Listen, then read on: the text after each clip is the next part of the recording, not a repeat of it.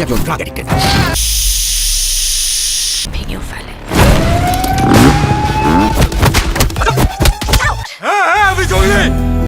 Murder কেসের আসামি ছিল। কোনো মূল্য নাই, এরকমই না আসো।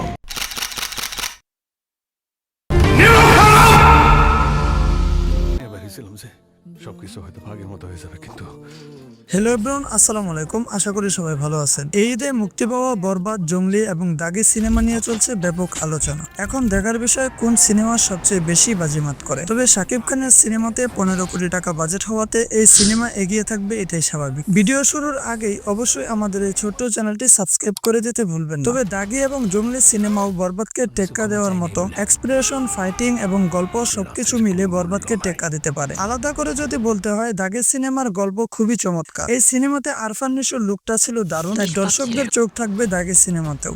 একদম শুরু থেকেই আলোচনা ছিল জঙ্গলি সিনেমাকে ঘিরে। গল্প, সংলাপ এবং নায়ক সিয়াম চৌধুরীর লুকটা অনেক আগে থেকে দর্শকদের আগ্রহ বাড়িয়েছে, তাই এই সিনেমাটিও হতে চলেছে ব্লকবাস্টার। দাগি এবং জঙ্গলি এই দুই সিনেমা কোনোটা থেকে কোনোটাই কম না, তাই দর্শকদের আগ্রহ থাকবে অবশ্যই। বরবাদ সিনেমাতে দর্শকদের আগ্রহী করেছে শাকিব খানের লুক, যা দেখার মতো ছিল। সিনেমাটিতে ফাইটিং, এক্সপ্রেশন দারুণ ছিল। ছবিটিতে ভিলেন ছিলেন ওপার বাংলার যিশু সেনগুপ্তা, তাই ছবিটি হতে চলেছে ব্লকবাস্টার। এখন অব্দি সবচেয়ে বেশি হলে মুক্তি পেয়েছে সাকিবের বরবাদ, তাই দর্শকদের চোখ সবচেয়ে বেশি থাকবে বরবাদে। 120টি হলে মুক্তি পেয়েছে বরবাদ, তাই সবকিছু মিলে বরবাদ এগিয়ে রয়েছে। ভিডিওটি ভালো লাগলে অবশ্যই চ্যানেলটি সাবস্ক্রাইব করে দিতে ভুলবেন না। ধন্যবাদ।